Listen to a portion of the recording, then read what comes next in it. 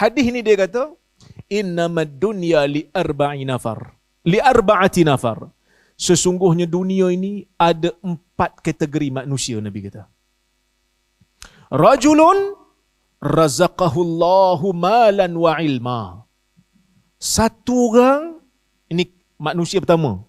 Satu orang yang Allah Subhanahu wa taala berikan dia dengan harta dan ilmu.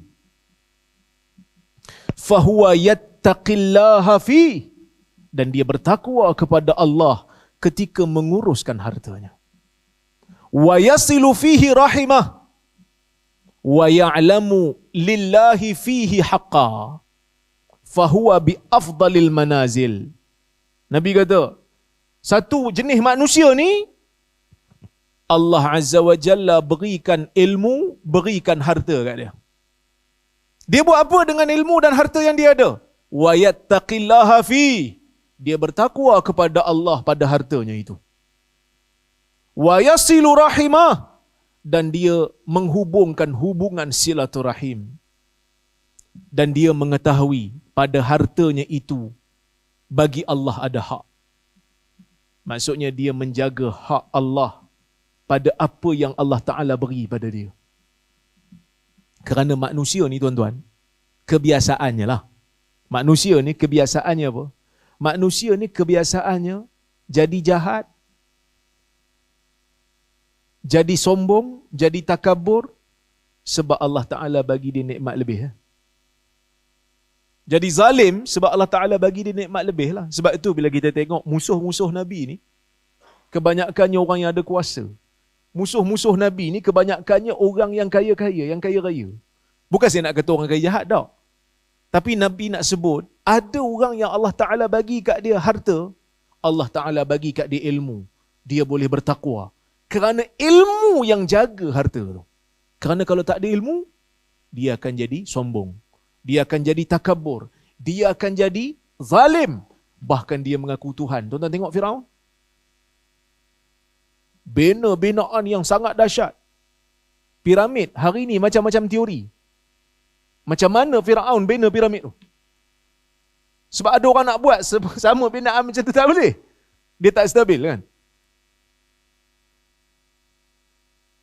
Mengaku Tuhan. Dahsyat kezaliman yang Firaun buat. Sebab apa? Sebab ada dia kuasa, dia ada harta. Tapi dia ada ilmu tak? Dia tak ada ilmu. Dia ada ilmu lah, ilmu teknologi. Tapi ilmu yang kita maksud kat sini adalah, yang Nabi SAW maksud kat sini, ilmu yang membawa takwa. Sebab nanti ada orang kata, ilmu yang Nabi sebut dalam hadis tu ilmu umum Ustaz. Tak, bukan ilmu secara umum. Sebab Nabi sebut dilepas pada tu. Wa yattaqillah. Dia bertakwa kepada Allah dengan ilmu yang Allah Ta'ala bagi kat dia. Ilmu apa yang jadikan orang bertakwa? Ilmu syar'i. Ilmu syar'i. Jadi, nak jadikan diri kita mukmin yang sebenar, nak mendapatkan syurga, tak ada jalan lain, tuan-tuan. Mesti tingkatkan ilmu sebelum nak tingkatkan amal. Sebab apa? Tadi Imam Sa'ad sebut, dengan ilmu tu kita boleh beramal dengan amalan yang benar. Kalau ilmu tak ada, kadang-kadang kita pun tak perasan amal yang kita buat selama ni tak sah. Kadang-kadang kita pun tak perasan benda yang kita buat selama ni tak disuruh pun oleh Nabi SAW. Kan? Kalau ikut kepala otak kita, tuan-tuan, orang ambil wuduk 5 kali. Dia ambil wuduk 5 kali. Dia kentut sekali. Berapa wuduk tinggal? Dia ambil wuduk 5 kali. Lepas tu dia kentut sekali. Dia kentut betul lah, bukan kentut adizi. Kentut betul. Dia kentut kosong. Dia kentut sekali. Oh, tadi ambil wuduk 5 kali. Kira tinggal 4 lah. Boleh pergi sembahyang ni. Betul ke? Tak. Itu akal. Bahkan kalau akal fikir, lepas ambil wuduk, pergi kentut. Basuh punggung ke basuh muka? Nak ambil wuduk balik. Basuh muka lah kan? Basuh muka, basuh tangan. Yang kentut punggung ke muka? Kenapa kentut punggung, muka yang kena basuh? Inilah ilmu. Melangkaui. Ilmu syar'i, sebahagiannya melangkaui pemikiran akal. Kerana dalam bab ibadat, Tuhan bukan suruh kita fikir semata-mata. Tuhan suruh kita tunduk.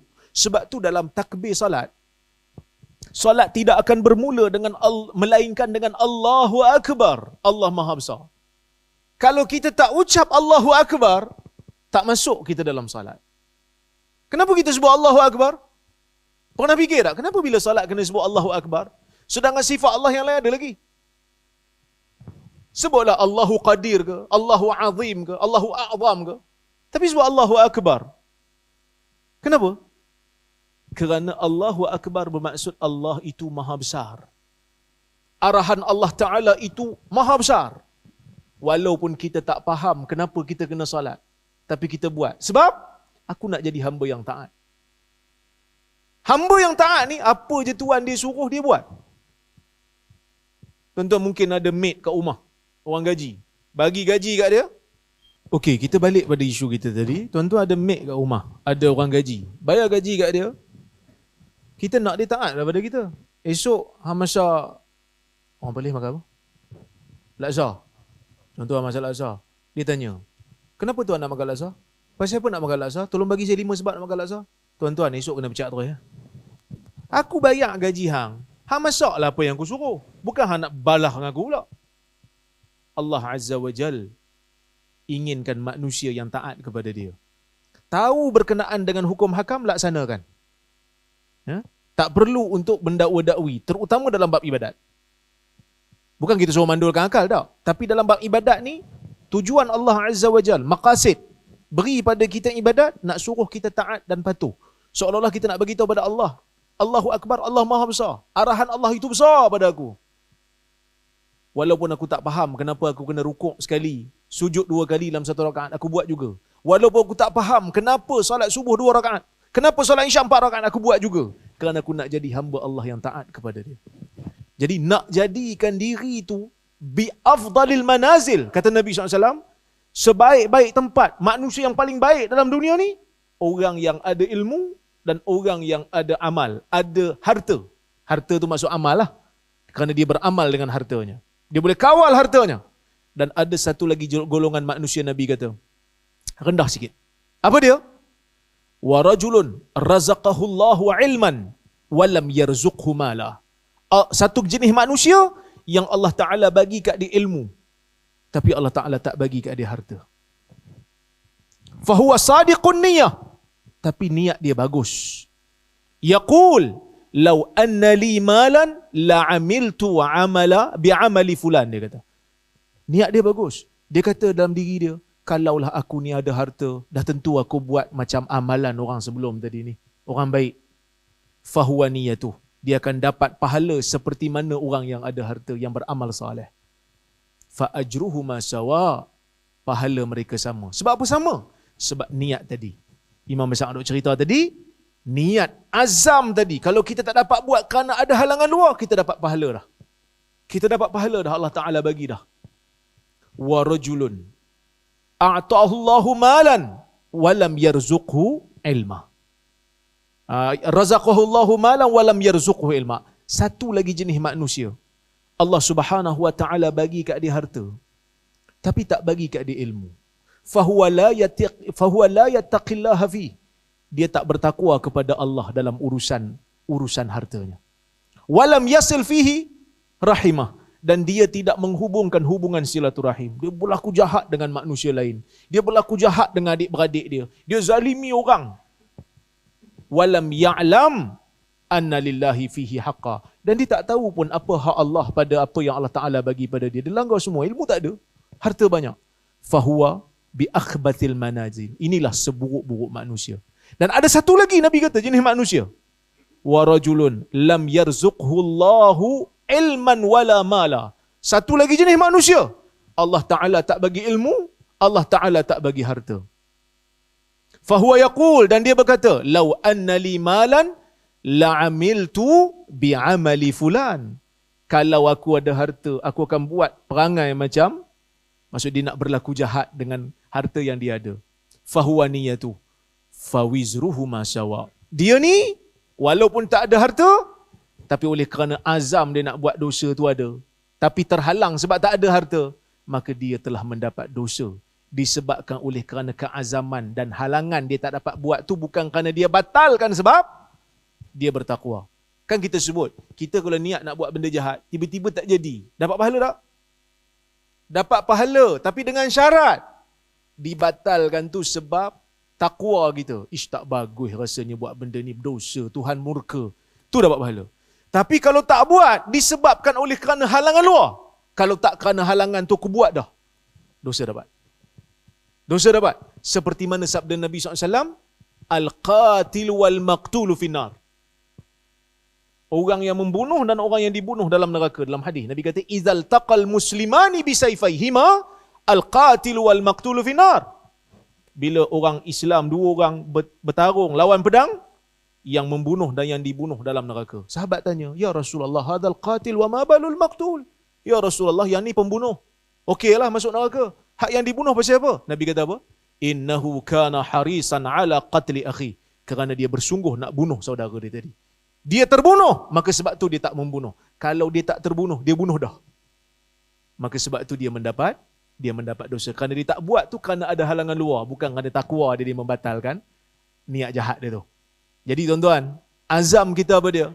Azam kita nak kembali ke syurga, nak menetapkan iman, nak meningkatkan iman dengan ilmu supaya kita dapat beramal. Supaya kita dapat beramal walaupun sekecil-kecil perkara.